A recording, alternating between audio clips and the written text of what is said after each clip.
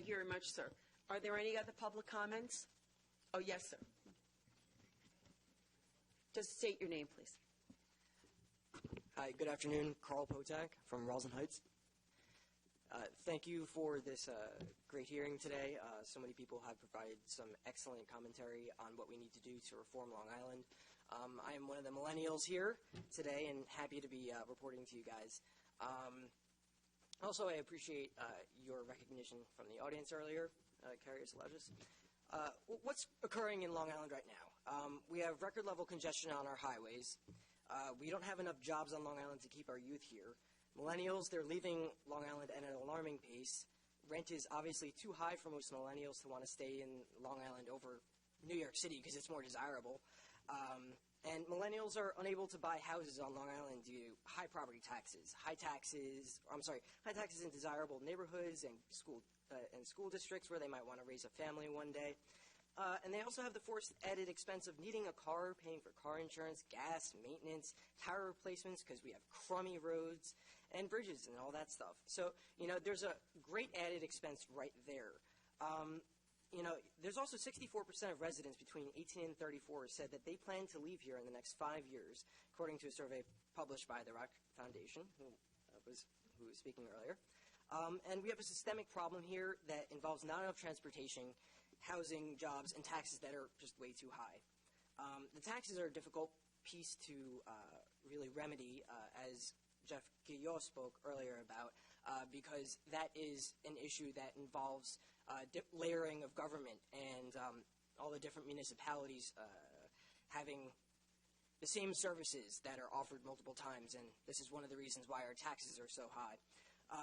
So since we're really not going to shrink government, we have to focus on the other issues, which are transportation, housing, and jobs. We were the original suburbia. Levittown was the first. We started it in the United States. And it's time we reinvent the wheel and take on a 21st century approach to creating solutions that really we need to fix here on Long Island. And there's also the added thing that it's not just millennials that are leaving. If you think about it, in 15 to 25 years, baby boomers will be of age to need senior housing.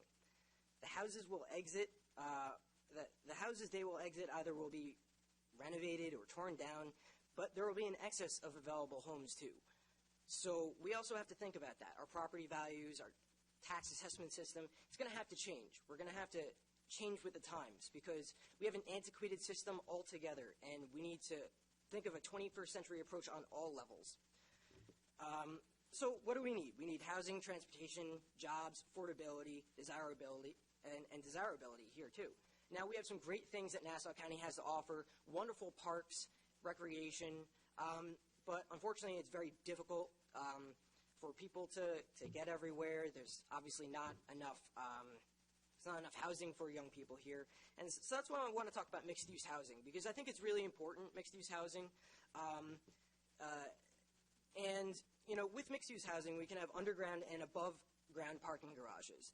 Now, that's going to save an exorbitant amount of space that we would otherwise have needed to use. We can fit a few hundred spots and still have spots for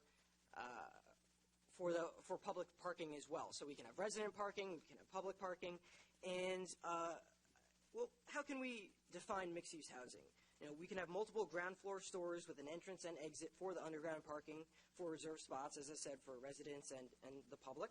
And for the above stores, we can have whatever retail outlets we need, shared co-working spaces perhaps, similar to the startup accelerator model, at a cost of no more than $250 per month per individual, which is actually a very fair price. If you go to Manhattan, it's about $450 and up. We need a countywide variance or law to build upwards for the buildings to be. We need larger structures. They can't be these short buildings anymore. We need to build up. We don't need skyscrapers because that's just way too much, and it's going kind of against our suburban vision. But we can have a new approach to a suburban vision. So I think that's important to recognize that we're trying to bridge the gap between Long Island and Manhattan, we can't just be the regular suburbia anymore, and we can't try and be just like Manhattan. It's not going to work that way. So we have to bridge the gap and work together to find reasonable solutions. And I think that's going to be a reasonable solution in having mixed housing with restaurants, stores, maybe shared working spaces or some office space, you name it. But it's got to be available. The housing needs to be within walking distance of train stations. It needs to be within a quarter mile to an eighth of a mile away. Manhattanites, yes, they walk around everywhere. It's better for public health to be walking. It reduces carbon emissions. It reduces the necessity for a car, which is great. And that means the costs are going to go down. It's not going to be as expensive for them to live on Long Island. And then they're also going to provide more business to the local economy if they're walking everywhere. So we're going to see an increase in sales taxes from our local economy, which is going to help fuel these projects. So we have to think about the economics with this. But what's affordable? How do we get an affordable designation with public housing? Currently, we have senior affordable public housing, but we don't have anything designated for 18 to 34 or even 40-year-olds. So we have to work on that. And affordable, I think, is around $750 to $1,000 a month. Because if you think about it, millennials, we are the people that have the largest student debt that America's ever seen. And when people are thinking about living somewhere, they have to incorporate how much debt they have, how much they have to pay per month for the school that they had to have that is basically mandatory now. You have to have a college degree now if you want to be able to succeed, and even more so a master's degree. So people are taking so much debt up, but they're not able to pay it off unless they have 10 or 15 years. So we need to think about that. We need to think about the cost that the young people have. Transportation is a huge issue. When millennials were polled, transportation was the #1 issue that millennials found that they had with Long Island as of about 2 years ago. One of the things I think we can do is we can include shuttles that go to and from major areas of commerce to the mixed-use housing that we have.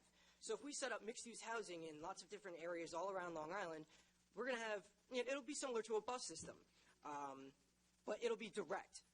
So it's going to cut the travel time by more than 50% because it's not making all those crazy stops everywhere. Secondly, our taxi companies are gouging our residents and gouging the people who are not our residents and are coming to visit. It's unbelievable. If you want to go from East Meadow to Manhasset, it's going to cost over $40 for one way. That's insane. You go into New York City, it's not that high. I mean, you start at a simple, smaller fare, and you work your way up, but it's nowhere near $40. So we really need to think about how we're going to regulate our taxi companies because we need to work with them and promote the taxi companies, but promote the taxi companies at a more regulated price because this gouging can't go on anymore if we want to have a new suburbia, really, as former county executive Tom Swazi once said. So it's really important because you think about young people, they want to go and have a fun nightlife, they still want to go out and do things, but honestly it's not safe in Long Island to go driving around drunk, obviously. So we can't do that. We can't rely on that. And so nobody wants to go to a bar and then have to pay for a $40 taxi. Or if there's a storm, they'll actually raise the prices another $20 or $30 per ride because there's less people working. So it's crazy. We can't do this. We have to fix the taxi system if we want this to work. Also, transportation. I loved that on this plan there was a monorail system, or at least a picture of it. We need to have it, and I think having a monorail system will be great because it would minimize the necessity to have eminent domain. If you're building up, not on our land, we're going to be really not facing really much issues at all in terms of, where we need to go. We need to have an up and down. This issue was addressed earlier, which I greatly appreciate that someone actually brought up, that we only have east-west lines and we don't have north-south. But the Long Island Railroad is not able to do this with our current situation, with our tracks the way that they are. We can't lay them out, and we can't replace more residents, because that's going to create an uproar. We want our residents to be happy. We want support and coordination for these. And if we don't have the support from our residents and our communities, then what good is it going to be? How are we going to be able to upgrade our infrastructure? And also, by doing such a plan, by having a monorail system, it would provide hundreds, if not thousands, of jobs here on Long Island. It would be an amazing thing for us here. And not only would it provide jobs, but it would provide sales tax, or increased sales revenue to all the stores and bagel shops or coffee places that they go to. Everybody is going to be needing to eat food. All those people in construction, they need to eat too. So they're going to be around here. They're going to be providing more sales revenue. This is going to be probably at least a 5-year project, maybe 10, to create a monorail system. So we have to think about that. That's going to be 10 years of increased sales revenue that Nassau County is going to get. So I think that's really important that we try and think about that. And really start making a reasonable solution to it. Because in the past, a monorail system was thrown out. People didn't like it. The public didn't support it. They thought that it would destroy Long Island. And in fact, it wouldn't really be destroying it. It would be changing it. But change isn't always a bad thing. Change can be a good thing if we recognize what it's for, if we recognize the positive impact that it's for. So, I urge you to really think about having a world-class, high-speed train system that can get people to and from, not even in Nassau County, but down to Ronkonkoma in Suffolk County, because Suffolk County is a county in Long Island too, and they are important to our success. So we need to work together, both counties, with the state, with our villages, with the U.S. government. All levels of government need to be worked together so that we can get something like this and get federal grants to support this, because obviously, because Nassau County is in not so great fiscal standing, we're not going to be able to do this on our own. So we really need some help with our other colleagues in government. I think these are some really good things that are going to help us. And jobs is one of the other things I want to touch on. Startup accelerators are very important. I've been involved more or less with startup accelerators for probably 3 or 4 years through my entrepreneurial efforts. And I was there for the grand opening of Launchpad Long Island 2 years ago. And I've been a major supporter of Launchpad and ListNet and the things that they've been doing here on Long Island, because it's very important. Having entrepreneurs come here and be able to settle their roots, because is going to be invaluable for us. It's going to create business that's going to be long-term. They're going to stay here because they're not going to want to move. Their infrastructure is going to be here already. Everything that they have is going to be here already. Moving costs are going to be way too difficult for them. They're going to want to stay here. Furthermore, they're going to be getting investment. This investment comes from the Long Island Angel Network. Now, anyone that wants to get money from the Long Island Angel Network needs to fill out an application. In this application, they specifically state that you must be in Long Island. You must be staying here in order for that startup accelerator or incubator to work out, for them to get funding. So they're doing a good thing by promoting Long Island, and I think we need to work with these companies to help increase that. Now, Comptroller Marigo said he wasn't quite sure on how much more investment that was needed for startups. I know, because I know what we need. Now, Launchpad Long Island currently gives up to $25,000 in investment to startups. It's good, but it's not enough. We need more. We need $40,000 to $50,000 minimum per startup for it to happen. 25 is a bare bones operation, and it's really, really, really difficult for them to get the kind of staff that they need to support their startup and really grow at the kind of pace that they need and the pace that we need in Long Island to keep growing jobs. So whether it's through grant money, whether it's through working with other entrepreneurs, we need to try and find a way to get more money coming in for the startups, because it's important. And I think more accelerators should be around everywhere. I think it's fantastic that Great Neck is getting one. I think it's fantastic that Farmingdale is getting one.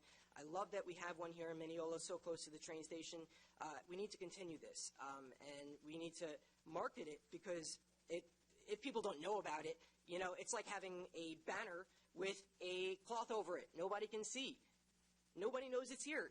So we need to market it more and market what we have in Long Island to all the people who are flocking over to New York City. We can work with recruiting companies. I was a tech recruiter, so I saw firsthand, you know, that these jobs are not here. These tech jobs are not here. Hospitals, law firms, you know, we just need to secure more jobs. And we can't secure more jobs without having the infrastructure here. So it's very important that we have this mixed-use housing, we have multifamily housing, and all of that. Now, it's really costly. Obviously, all this stuff is really costly. But I've thought of some ways that we can really offset these long-term costs. We can offset the long-term costs by projects and incentives. Excuse me, Mr. Kodak. Yes. I'm sorry. You're giving us a lot of good information, but unfortunately, we are running out of time. So 2 minutes. if you would like Or to 1 give us, because I know Legislator Solage has a question of you. So, Yes. Okay. Carl, we can just wrap it up, and then we'll... Yes. I'm actually almost done. We can offset the long-term costs for this very easily. It's green energy. When we get this mixed-use housing set up, and when we get all this, we can install solar panels on the roofs. That can help offset the energy costs that residents are going to have to pay. For Nassau County, we can convert our street lights to LED light bulbs, which will have a significant, like hand-over-fist significant effect on Nassau County in providing much-needed dollars. We can have geothermal systems that's going to provide low-cost heat and air conditioning and cooling for the mixed use. And obviously, buildings are very expensive, so it can help us. So by having a green energy plan, we're going to be able to much more offset the costs than just, you know, keeping it as it is. And it's going to offset carbon emissions, too. It's a win-win for us all. So I think we should think about green energy and implementing it, because the long-term solution is the long-term benefit is going to be great by having it. So I think we should do that. And by having widespread community support and marketing this through our county legislators to, you know, all their lists and everything, you know, I think it's going to be very important. We work with our civic associations to get more support for a larger plan. And if we all work together as a think tank in Nassau community, as a Nassau community, we can really do this. So, you know, I urge you guys to think about the points that I made today, and you know, if you have any questions, feel free to ask me or reach out to me, and I would be happy to put any input in that I can. Thank you very much for letting me speak today. Yeah, I just want to thank you for coming down here today. You had a lot of great facts and personal examples to use. In the Comptroller's report, the Comptroller assumes that if the cost of living were equal between New York and Nassau, young people would flock here to Nassau. You're a millennial. If the cost of living, because right now it costs just as expensive. It's just as expensive to live in Brooklyn as it is here. Yeah. If the cost of living were equal in both jurisdictions, where would you live? Right now, Yeah. Long Island. My family's here. You know, people who want to stay family-oriented, I think Long Island is a place where we have communities, and these communities are built on families. Everything in our whole nation is all built on families. So I think, you know, people ultimately are going to come back to where their families are. Even if they're a millennial and they go into the city, they're going to want to come back. They're going to want to be around their families. The grandkids, you know, the grandparents are going to want to be around their grandkids. Thank you. You know, I also so just want I to think it's thank you. important. I also want to thank you for mentioning Tom Swazi and the cool downtowns idea that he initially talked about. I mean, you know, again, I want to thank you for that. Thank you very much. Thank you. I appreciate it. I feel Good day. compelled to mention Ed Mangano and all his work. Anyone else? Oh, sir. Thank you for your patience. Thank you. My name is Chuck Idle. I'm from Port Washington. I want to commend the Comptroller, Maragos. It's an unbelievable plan, and I can't tell you how impressed I am with just the opportunity to have a conversation and all you're doing. I am a longtime Long Islander. I moved away for about 20 years. I moved back 2 years ago, right during Sandy.